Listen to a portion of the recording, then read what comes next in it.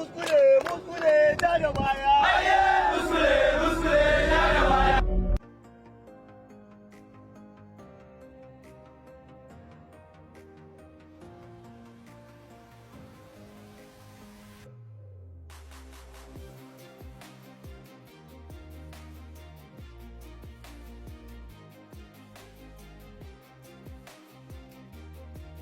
Godiya ga Allah da ya ba mu dama a yau muka kaddamar da wannan matasa kamar yadda muka yi alkawari lokacin da muka zage kananan hukumomi 34 da ward 361 a jihar Katsina.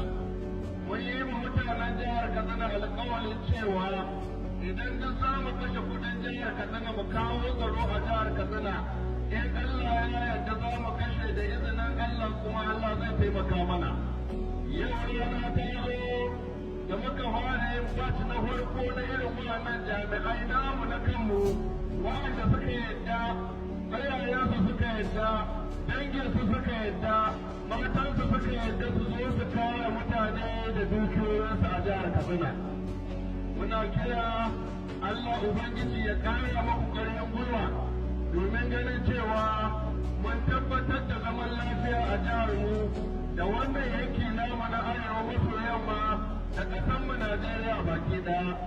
Muna godiya ga Allah da 'yan majalisar dokokin mu na jihar Katsina wa'anda cikin gaggawa cikin sati biyu da muka kai musu wannan doka suka kaddamar da ita, suka ba mu haɗin kai, suka yarda mai wannan abu da muke yi a yau.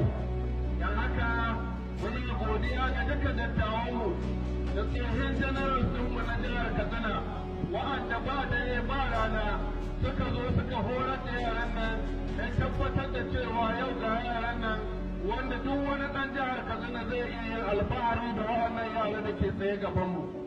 Muna godiya ga Allah da wannan dama. Gwamnoninmu da suka zo 'yan uwana abokai ne suka zo domin su ƙara mana ƙarfin gwiwa wajen gudanar da wannan aiki na alheri da muke yi. Mutanen jihar Katsina na godiya gare ku, mutanen jihar Katsina ne muku fata alheri. Muna godiya ta musamman ga ubanmu, babanmu, shugabanmu wanda muke alfahari da shi, muke son mu yi koyi da shi. Muna godiya da lokacin da ya bada domin ganin cewa wannan al'amarin da muke yi ya tabbata.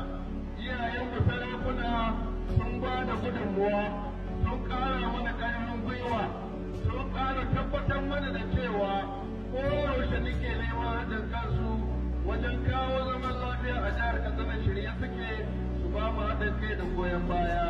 'Yan uwanmu elders ɗinmu na jihar Katsina babu wanda bai ba mu goyon baya ba. Ga tsayin gwamnoni na wannan jihar tamu sun zo wannan wuri domin su ƙara mana ƙarfin gwiwa da al'amuran da muke yi da yi mana fata na alheri. Malamanmu na addini na jihar Katsina ba zan bar jawabin nan ba sai na yi godiya gare ku yadda kuka ba mu haɗin kai, kuke taimaka mana na ganin mutane su fito su haɗa kansu su kare garuruwansu, su kare iyayensu, su kare dokokinsu. Idan suka yi haka sun yi aiki na alheri, sun yi aiki wanda addini ya gudanar da shi domin mutanen. Muna godiya kwarai da gaske da dukkan mutanen jihar Katsina da support ɗin da kuke bamu, da ƙoƙarin da kuke bamu, da gudunmuwa da kuke bamu na ganin cewa wannan gwamnati ta yi nasara. Ubangiji ya Allah ya mai da koyi da lafiya.